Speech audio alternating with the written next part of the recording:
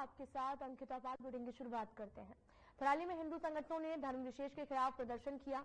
पहाड़ों से मुसलमानों को हटाने की मांग की। गौचर में हुई मारपीट की घटना के बाद से प्रशासन ने कर्णप्रयाग और गौचर में धारा 163 लगा दी है, जिससे त्योहारों के सीजन से पहले ही बाजारों में सन्नाटा पसरा हुआ है। थराली में विहिप, बजरंग दल, स्थानीय लोगों और व्यापारियों ने धर्म विशेष के खिलाफ जुलूस प्रदर्शन किया है। उप जिलाधिकारी के माध्यम से मुख्यमंत्री को प्रेषित ज्ञापन में कहा गया कि मूल रूप से यहां पर बगावत करने वाले विशेष समुदाय के परिवारों की सूची उपलब्ध कराई जाए। बाहरी लोगों को संरक्षण देने वाले लोगों के खिलाफ कार्रवाई की जाने की मांग की गई है।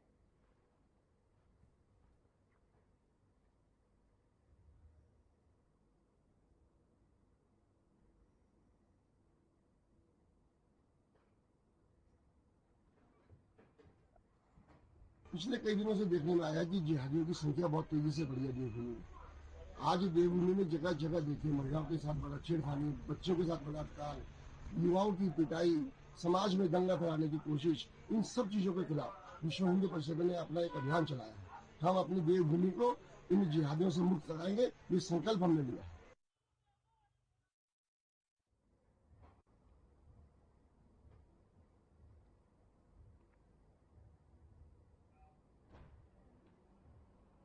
आईआईटी रुड़की में बृहस्पतिवार को राधा कृष्ण मेस में चूहे निकलने से आईटीआई प्रशासन में हड़कंप मचा है। वहीं अब आईटीआई रुड़की के राधा कृष्ण भवन की मेस में खाने के सामान में चूहों की वायरल वीडियो के बाद में खाद्य सुरक्षा विभाग हरकत में आ गया है। खाद्य सुरक्षा विभाग की टीम आईआईटी रुड़की पहुंची, जहां पर टीम ने मेस के अंदर खाने पर अन्य खाद्य सामग्री के सैंपल लिए और साथ ही सैंपल को जांच के लिए लैब भेज दिया है। इसके अलावा टीम ने संस्थान को चूहे से निपटने के निर्देश दिए हैं।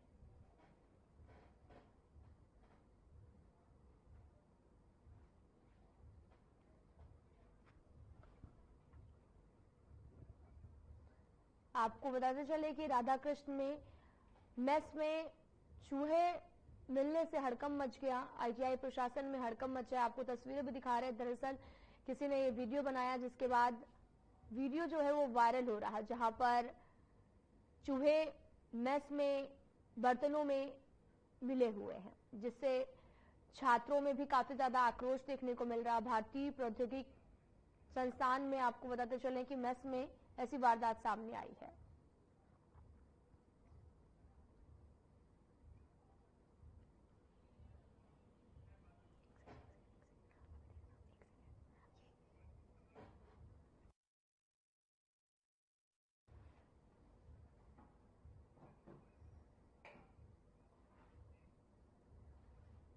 भू बैकुंठ नगरी बद्रीनाथ धाम की ऊंची चोटियों में एक बार फिर से ताजी बर्फबारी के नजारे देखने को मिले हैं। देर शाम अचानक से बद्रीनाथ धाम में मौसम का मिजाज बदल गया। बद्रीनाथ धाम की ऊंची चोटियों में एक बार फिर से ताजी बर्फबारी शुरू हुई है। बद्रीनाथ धाम की ऊंची चोटियों में ताजी बर्फबारी होने के चलते अब नारायण धाम में हल्की ठंड भी महसूस होने लगी है और इस वक्त भगवान बद्री विशाल जी के धाम की ऊंची चोटियां ताजी बर्फबारी होने के चलते बेहद खूबसूरत नजर आ रही हैं। बद्रीनाथ धाम में हर दिन 8000 के आसपास तीर्थयात्री भगवान बद्री के दर्शन के लिए धाम के दर्शन प्राप्त करने के लिए पहुंच रहे हैं। बद्रीनाथ धाम में पहुंचे हुए तीर्थयात्रियों ने देर शाम को खुद अपनी आंखों से ताजी बर्फबारी होते हुए देखा है।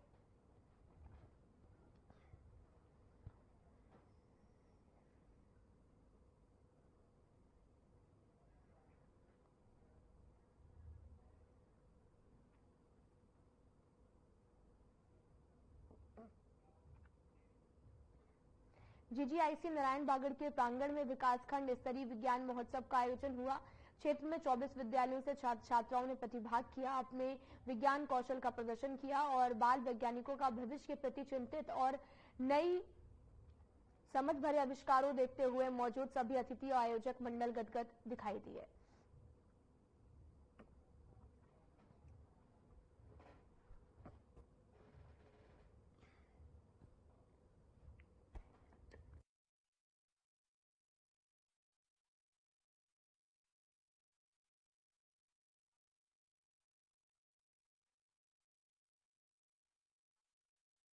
नाटक है वह एआई और समाज पर निर्भर है, क्योंकि जैसे जैसे हम आगे बढ़ रहे हैं तो एआई हमारे जीवन में ज़्यादा उपयोगिता कर रहा है, जिससे कि हम मानव की उपयोगिता कम दिखाई दे रही है, जिससे कि पूरे संसार में बेरोजगारी का। अपने अध्यापक लोगों का धन्यवाद करता हूँ जिन्होंने ये प्रतियोगिता यहाँ पे करवाई है। ये खंड स्तरीय विकास खंड स्तरीय प्रतियोगिता है और यहाँ से जो बच्चे अच्छा परफॉर्मेंस देंगे तो वो आगे जिला स्तर पे जाएंगे, राज्य स्तर पे जाएंगे। इनकी जो बच्चों की जो विज्ञान के प्रति रुचि है का ये विज्ञान महोत्सव कार्यक्रम था, ये बहुत ही बच्चों के द्वारा बहुत ही सराहनीय है। जितने भी चुनौतियां आने वाले समय में है उसके प्रति बच्चों में जागरूकता बढ़ रही है और कैसे उनको हल किया जाए इसके प्रति देखा मैंने कि बच्चों में जागरूकता बढ़ी है। सोच रहे हो कि जो काम हो गए उसको भी और अच्छे तरीके से कैसे किया जाए, कैसे सरल किया जाए, कैसे हम विज्ञान को आगे अपने हिसाब से अपनी सोच के अनुसार वो बच्चे आगे बढ़ाने की कोशिश कर रहे हैं। मैंने एक मॉडल बनाया है जिसमें कि मेरा चयन पिथागोरस के लिए हुआ है और मेरे मॉडल का नाम है वाटर लेवल इंडिकेटर। इस मॉडल का जो उपयोग है कि जैसे जैसे कई बार छत में टैंकीज होती है और कभी कभी महाराज में भी टैंकीज में पानी खत्म होने के कारण वो पानी नहीं आता है, जिससे कि साबुन शरीर में रह जाता है। तो मैंने एक ऐसा वाटर लेवल इंडिकेटर बनाया है। इसमें विकासखंड स्तरीय विज्ञान महोत्सव का आयोजन किया गया, जिसका शुभारंभ जिला पंचायत उपाध्यक्ष महोदय श्री लक्ष्मण सिंह रावत जी के द्वारा किया गया। इस विज्ञान महोत्सव का आयोजन प्रतिवर्ष पूरे राष्ट्रीय स्तर पर एनसीईआरटी व एनएससी के अंतर्गत किया जाता है, जिसमें माध्यमिक स्कूलों में अध्ययनरत छात्र छात्राओं को एक टॉपिक दिया जाता है और उस टॉपिक के माध्यम से उनमें जैसे टॉपिक मुख्य रूप से विज्ञान प्रदर्शनी और विज्ञान नाट्य प्रतियोगिता का आयोजन किया जाता है। विज्ञान प्रदर्शनी में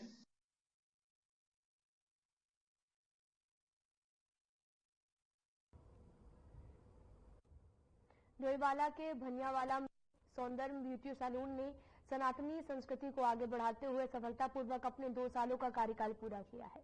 इस सैलून की खास बात यह भी है कि यहाँ पर कार्य करने वाले सभी युवक और युवतियां सनातनी धर्म को मानने वाले हैं और सैलून में गरीब बच्चों को भी फ्री मेकअप की ट्रेनिंग दी जाती है। वहीं 2 साल का कार्यकाल जो है वो पूरा करने पर सुबह हनुमान चालीसा पाठ किया गया, तमाम सांस्कृतिक कार्यक्रम किए गए और पूर्व राज्य मंत्री करण बोरा ने पहुंचकर सैलून के संचालक मनीष सजवान को बधाई देते हुए कहा कि सौंदर्य ब्यूटी सैलून ने क्षेत्र में लगातार प्रगति की है और आने वाले पीढ़ी को सनातनी संस्कृति से जोड़े रखने और उनके अपने धर्म के विषय में ज्ञान देने की अनूठी पहल है और अपने व्यवसाय के साथ साथ की गई है। आपको बताते चलें कि श्री हनुमान चालीसा संगठन ट्रस्ट के द्वारा यहाँ पर कार्यक्रम का आयोजन किया गया, तो वहीं सौंदर्य ब्यूटी पार्लर सनातनी संस्कृति को लगातार बढ़ा भी रहा है और इसी को लेकर डोईवाला में कार्यक्रम का आयोजन किया गया है।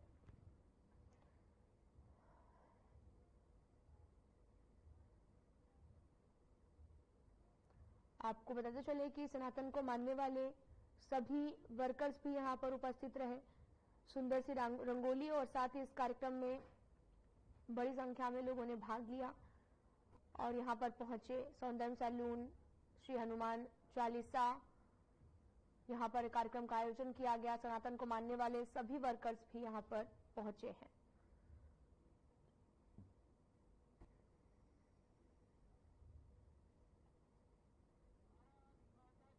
और इससे जो हमारी हिंदू बच्चियाँ हैं या यहाँ पे जो लोकल हैं महिलाएं वगैरह, इनको काफ़ी दिक्कत होती थी पहले।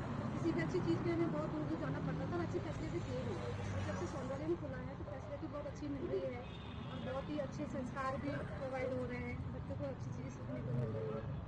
बहुत जरूरी भी था, हमारे हिंदू संस्कृति में पहले से ही हर वर्ग के लिए रोजगार था, लेकिन धीरे धीरे लोगों ने सरकारी नौकरी या किसी और उद्योग के कारण अपने जो मूलभूत उनके रोजगार थे वो छोड़ते चले गए। तो बाहर से आए हुए लोग यहाँ पर आके बहुत अच्छा पैसा कमा रहे हैं और हमारे लोग यहाँ पे बेरोजगार हो रहे थे। सौंदर्य की तरफ से हमारे लोकल जो बच्चे हैं, लड़कियाँ हैं, लड़के हैं, उनको भी रोजगार मिला है। आपने बात किया उसका तो उसका काफी वो चल रहा है, प्रचलन बहुत अच्छा चल रहा है और जो की सुविधाएं जो आपकी जो है परमानेंट कस्टमर हूँ, जो कि मैं डेली आती हूँ। उनका ऑफर वगैरह और जो उनकी सर्विस बहुत अच्छी है।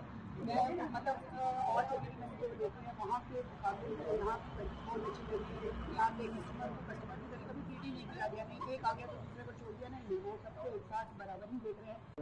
विनती करूँगा कि ऐसे ही हमें सपोर्ट करते रहे और हमारी सेकंड दूसरी वर्षगांठ सलून की है और भगवान चाहे ऐसे हमारा बढ़िया चलता सब काम चलता रहे और हम सनातन के लिए हर समय तैयार हैं।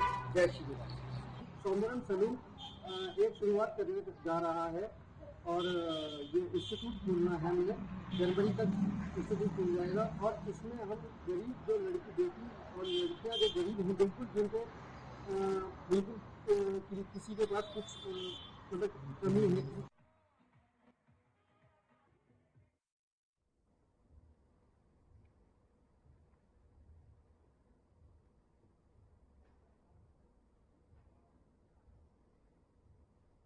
बंगलौर के ग्रीन पार्क कॉलोनी में अब से 6 महीने पहले बनी इंटरलॉकिंग सड़क जगह जगह से ध्वस्त हो गई है, जिसका स्थानीय लोगों ने विरोध करते हुए कहा, जब सड़क का निर्माण हो रहा उस वक्त मंगलौर नगर पालिका का कोई भी अधिकारी सड़क की गुणवत्ता देखने नहीं आया था, जिसके चलते सड़क बनाने में ठेकेदार ने अपनी हट धर्मी दिखाई और सड़क को गुणवत्ता के रूप में अनुरूप नहीं बनाया, जिसके चलते सड़क बनने के कुछ ही दिनों बाद क्षतिग्रस्त हो गई, जिस कारण कॉलोनी वासियों ने भी अपने खर्चे से कई जगह पर सड़क का पुनर्निर्माण करवाया था और अब कॉलोनी वासियों का कहना है कि सड़क को दोबारा बनाया जाए।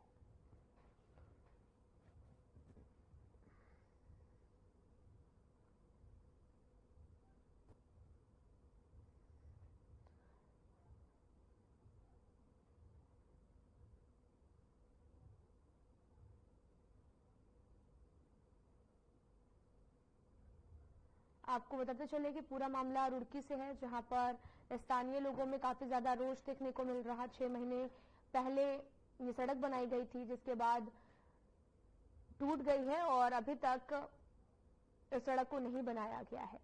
घटिया सामग्री का उपयोग होने पर लोगों में काफी ज्यादा रोष देखने को मिल रहा। जर्जर हालत में सड़क पहुंच चुकी है। ये पूरा मामला रुड़की से है, जहां पर 6 महीने पहले ही सड़क बनी हुई थी, जिसको टूटने के बाद में लगातार लोगों में आक्रोश भी देखने को मिला है।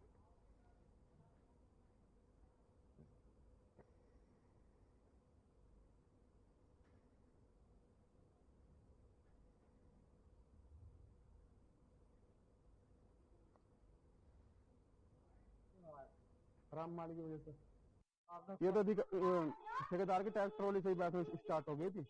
हमने कहा भाई क्या माल डाला है तो तुम्हारी टैक्स ट्रॉली से बात में से खराब जो माल लेकर आ रहे थे। 4-5 महीने हो गए सड़क बनी थी ये, और ये देखो गड्ढे गड्ढे हो गए, टूट गई बहुत ज्यादा। अच्छा ये ना माल अच्छा लगा और देखो ये हालत हो गई अब जा। और ये बड़ा ट्रक चल रही है, अन्य गाड़ी तो बहुत दिन पहले। कौन से विभाग से बनाई गई? नगर निगम से बनाई थी, नगर पालिका से। तो ठेकेदार का उस वक्त कहा था आपने? जी मैंने कहा अच्छा माल लगाना, आप देखो हमें तो नॉलेज नहीं है चीज की। इसमें ऐसा है कि ये मामला अभी मेरे संज्ञान में आपने ही डाला है और मुझे यहाँ पे चाय लिए भी अभी 5 ही दिन हुआ है, तो आपने संज्ञान में डाल दिया है। तो मैं अभी अपने जीव को घूम के दिखवा लेता हूँ उसमें क्या कमी है क्या नहीं। तो जैसे भी जो रिपोर्ट देंगे उसके बाद उसमें अग्रिम कार्रवाई कर दी जाएगी। देखना पड़ेगा कि उसमें किस प्रकार से उसमें बनाएंगे। जैसे आप कह रहे हैं कि गड्ढे ज्यादा है, तो जो अपनी रिपोर्ट देगा तो उसके अकॉर्डिंग काम होगा। अब देखो सड़क अभी बनी थी तकरीबन 3-4 महीने हो गए होंगे और देख लो क्या हाल है, आपको सामने दिखा दो कि सारी बैठ गई और ये पुलिया भी सब टूट गई। 3 बनी थी, तीनों टूट गई। एक पुलिया फिर वो अपने खर्चे से बनाई बिलाल भाई के सामने वाली, और ये वाली अपने बनाई खर्चे से।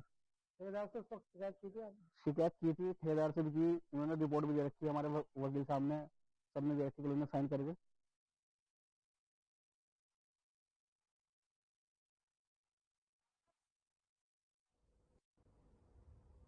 हरिद्वार के जिलाधिकारी करमेन सिंह ने जनपद की 5 बड़ी रजिस्ट्री का स्थलीय निरीक्षण कर उनकी वास्तविक स्थिति का जायजा लिया है। जिलाधिकारी के निरीक्षण के दौरान कई अनियमितताएं सामने आई। तहसील भवनापुर के सिकंदरपुर बेसवाल में निरीक्षण के दौरान एक बड़ी गड़बड़ी पाई गई थी, जहां रजिस्ट्री के आवेदन पर 30 पेड़ भी दर्ज थे, लेकिन मौके पर 62 पेड़ लगाए गए।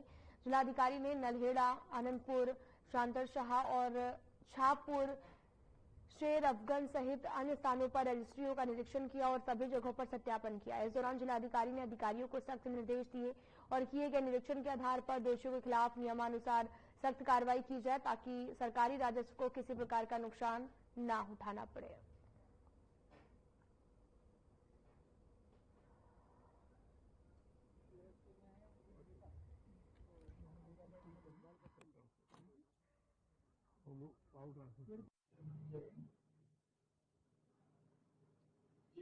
में रजिस्ट्री होती है उसमें से जो 5 सबसे में रजिस्ट्री होती है उसमें से जो 5 सबसे बड़ी रजिस्ट्री होती है जिलाधिकारी को देखनी होती है। तो इसी के क्रम में मैं रुड़की और भगवानपुर क्षेत्र में रजिस्ट्री चेक करने के लिए गया हुआ था कि मौके की क्या स्थिति है और अभिलेखों में क्या स्थिति है। तो उसमें 2 रजिस्ट्री में थोड़ी बहुत कमी पाई गई है कि पेड़ों की संख्या कम थी, एक में चेकरोड नहीं दिखाया गया है।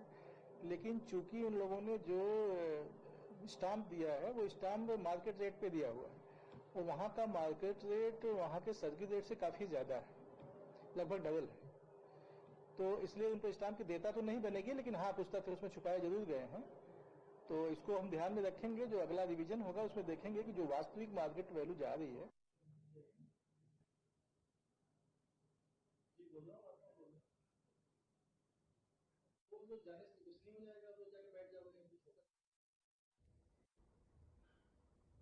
उत्तराखंड की बीजेपी सरकार ने समान नागरिक संहिता कानून लागू करने की कवायद तेज कर दी है।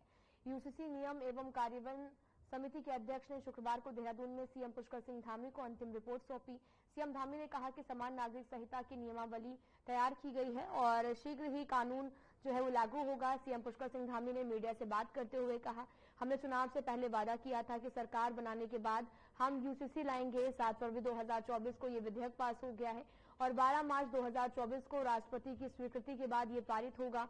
इस पर सीएम ने आगे ये भी कहा कि यूसीसी के पारित होने के बाद से ये सवाल था कि कानून कैसे लागू होगा। इसके लिए पूर्व मुख्य सचिव शत्रुघ्न सिंह की अध्यक्षता में समिति बनाई गई, जिसमें आपको बताते चले कि विद्यार्थियों और कई लोगों ने काम किया और साथ ही जल्दी कैबिनेट बैठक बुलाकर सरकार इस पर फैसला लेगी। ये कानून सबके लिए होगा और यूसीसी को लागू करने वाला उत्तराखंड पहला राज्य बनेगा।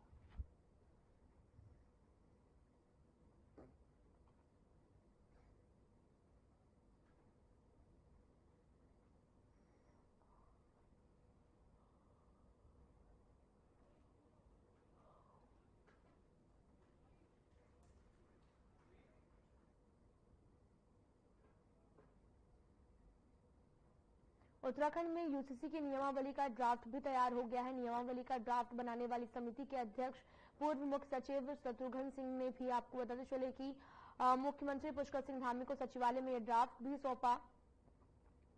सीएम पुष्कर सिंह धामी ने कहा कि उत्तराखंड में समान नागरिक संहिता के क्रियान्वयन के लिए नियमावली का ड्राफ्ट मिल चुका है।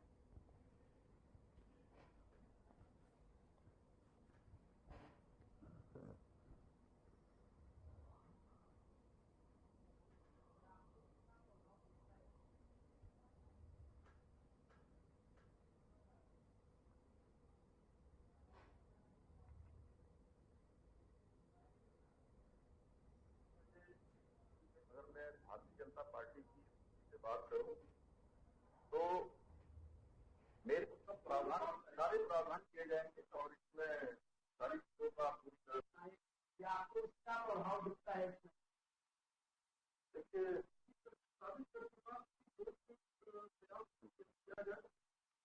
मैंने शुरुआत नहीं कहा है कि उसके लिए अगर मैं भारतीय जनता पार्टी की से बात करूं तो मेरे सब प्रावधान सारे प्रावधान किए जाएंगे और इसमें सारी चीजों का आपको क्या प्रभाव दिखता है इसमें? देखिए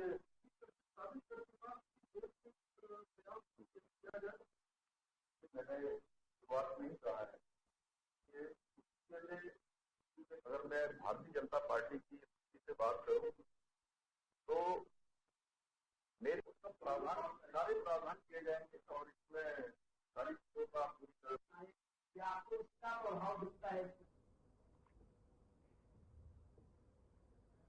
राजधानी देहरादून स्थित परिवहन विभाग में गढ़वाल संभाग आयुक्त विनय शंकर पांडे की अध्यक्षता में आरटीए की बैठक भी आयोजित हुई, जहां पर संभागीय परिवहन अधिकारी सुनील शर्मा, जिलाधिकारी सबिन बंसल, वरिष्ठ पुलिस अधीक्षक अजय सिंह सहित तमाम आला अधिकारी भी मौजूद रहे हैं। और इस दौरान मीडिया से मुखातिब होते हुए गढ़वाल संभाग आयुक्त विनय शंकर पांडे ने कहा कि इस महत्वपूर्ण बैठक में 6 से 7 बिंदुओं पर चर्चा हुई, जिसमें एक सबसे महत्वपूर्ण बिंदु पर्यावरण की शुद्धता को लेकर थी, जो कि शहर के लिहाज से बहुत ही महत्वपूर्ण है, जिसमें शहर में संचालित हो रहे विक्रमों के लिए भी एक पॉलिसी लाई गई थी, जिसमें तमाम विक्रमों की CNG में कन्वर्ट किया जाए और उसका जो खर्चा होगा उसमें 50% सब्सिडी सरकार वहन करेगी।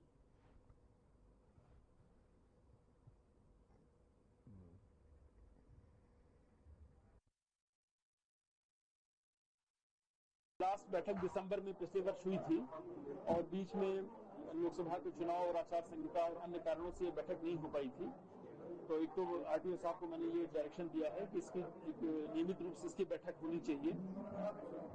आज की बैठक में कुल मिलाकर 6-7 महत्वपूर्ण एजेंडे थे और एक सबसे इम्पोर्टेंट जो एजेंडा था और जिसकी आवश्यकता इस पूरे शहर को भी है कि पर्यावरण की शुद्धता, उसमें हमारे जो विक्रम हैं उनके लिए गवर्नमेंट ने एक पॉलिसी लाई थी कि उसको वो CNG में कन्वर्ट करें और उसमें जो भी खर्च आएगा उसका 50% सब्सिडी गवर्नमेंट दे रही है। तो उसके लिए सहमति बन गई है और इन लोगों ने आश्वस्त किया है जो भी ऑपरेटर्स हैं कि इसको हम यथाशीघ्र चेंज कर लेंगे। इसमें इनको ये लिबर्टी दी गई है कि उनको रूट ऑप्शनल होगा, वो जो रूट लेना चाहेंगे, जिस रूट पे चलना चाहेंगे उनको परमिट हम देंगे। देखिए ऐसा है, देहरादून से मसूरी और मसूरी के अंदर पर्यटकों की सुविधा के लिए ये प्रशासन ये विचार कर रहा है कि मसूरी के पार्किंग से अन्य स्थानों के लिए शटल सेवा चलाई जाए, जिससे कि जो प्राइवेट गाड़ियां या पर्यटकों की गाड़ियां हैं वो मसूरी के अंदर ना जाएं, जिससे ट्रैफिक जैम की समस्या उत्पन्न हो। उसके लिए RTO ने विचार किया है और जब तक उनका रूट पास नहीं होता है तब तक टेम्परेरी परमिट के माध्यम से जो नगर पालिका मसूरी है उनके माध्यम से 2 बसों को शटल की तरह चलाने पर विचार किया गया है।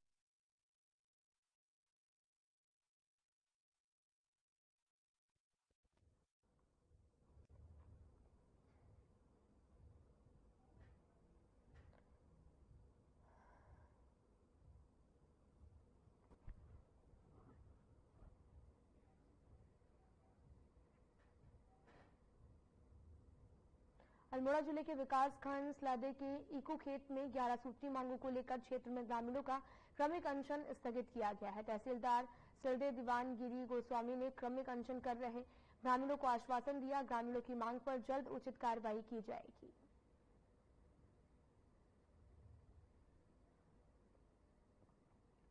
ग्रामीणों को कार्रवाई का आश्वासन भी दिया गया है।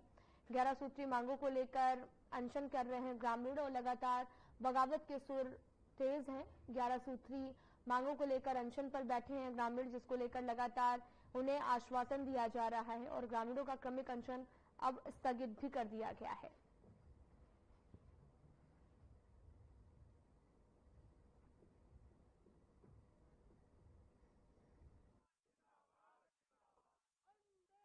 प्रशासन के साथ और तमाम विभागों के साथ संयुक्त वार्ता कर धरना प्रदर्शन को स्थगित किया गया है और कुछ शर्तों के साथ किया गया। तमाम आंदोलनकारी साथी उस वार्ता में थे और उनकी संयुक्त सहमति के आधार पर स्थगित किया गया है और प्रशासन को अवगत कराया गया है कि अगर हमारी मांगें शीघ्र पूर्ण नहीं हुई तो हम पुनः अब की बार हमारा क्रमिक अनशन नहीं, अब आमरण अनशन होगा, क्योंकि 4 महीने का समय प्रशासन ने मांगा है और हमने उनको 5 महीने का समय दिया है। अगर 5 महीने में भी या जन मुद्दों पर, जन समस्याओं पर अगर कार्रवाई नहीं हुई तत्काल प्रभाव से, तो हम आमरण अनशन के लिए बाध्य होंगे।